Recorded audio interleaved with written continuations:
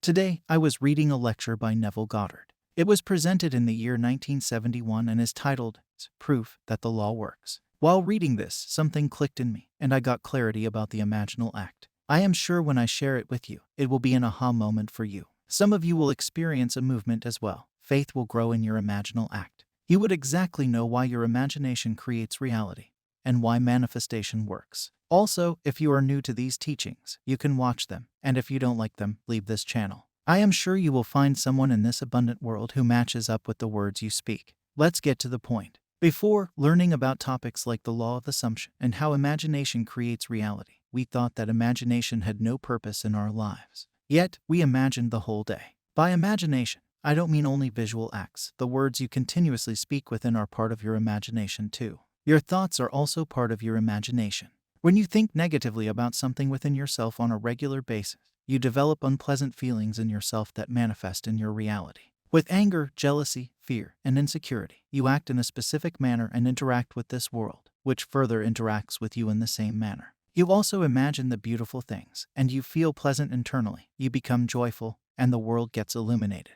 Whether good or bad, all things that happen to you are all created in your imagination. You can find good in the bad and bad in the good. It's entirely up to you. I am sure you all know this. These words were spoken by some great minds that exist or have existed in this world.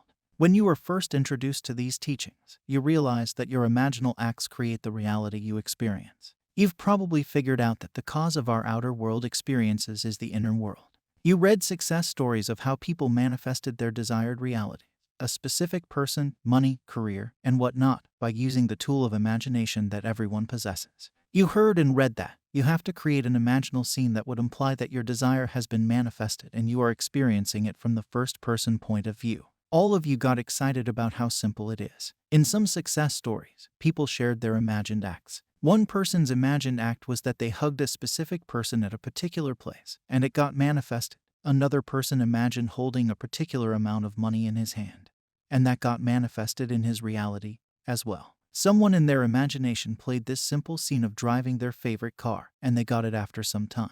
After reading all of this, you felt like, wow, I am going to do it too. Some of you initiated the act and imagined your visual scene and got it. On the other hand, there were people who started having some doubts about imagination. They thought, whatever I am imagining, only I am seeing it. No other person sees me. How can it get manifested?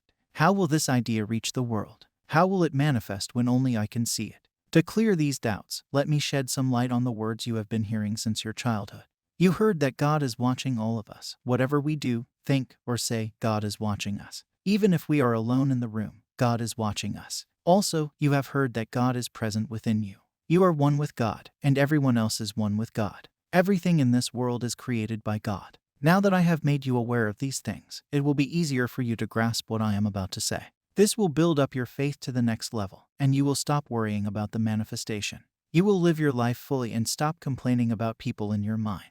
So, as you all know, God is watching you, which means whatever you imagine, God is watching and recording. Also, God is present within every one of us, which means that on a deep, unconscious level, we are becoming aware of all the things that you are imagining. This further means that the imaginary act you are playing about your specific person is reaching them in some way, and they are also experiencing the feelings you have. That also means that the one you are cursing in your heart is also becoming aware of that feeling. All of the things you are doing within are getting transmitted to everyone and everything, be it good, bad, or ugly. That's why you hear some people saying, I am not getting those vibes from you. You can use or misuse this power of imagination.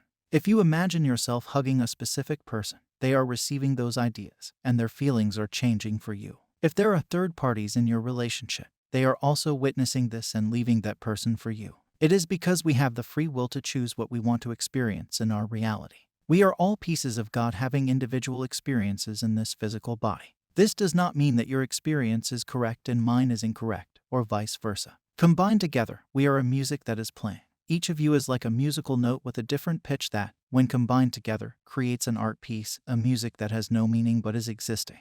So, whatever you continuously imagine creates a path for you to experience it.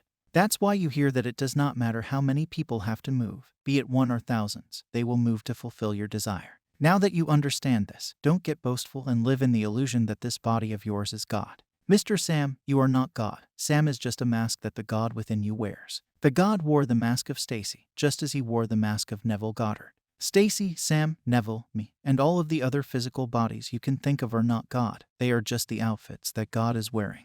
God is your awareness, consciousness, and I amness. You never say, I Sam am, but you say, I am Sam. Everyone says, I am. The existence of you is God, and the words you speak within are the words of God, and yet God is not a separate identity but is your wonderful human imagination. When you refer to yourself as Sam, you are limiting yourself to the attributes that you have imagined about Sam, and God is infinite. So, this physical body is not God but a garment of God, and that's why this body is yours and this mind is yours. You are not this body or this mind, but these are the things with which you interact in this physical world. So, if you understood this, then I am sure you found this helpful. If you didn't, then just leave this channel, and I know you will find someone who shares your perspective. Just don't force yourself to believe or disbelieve in all of this if you don't get it. I hope you learned something wonderful today. Subscribe for more such videos. I will meet you with another golden nugget. Happy manifesting.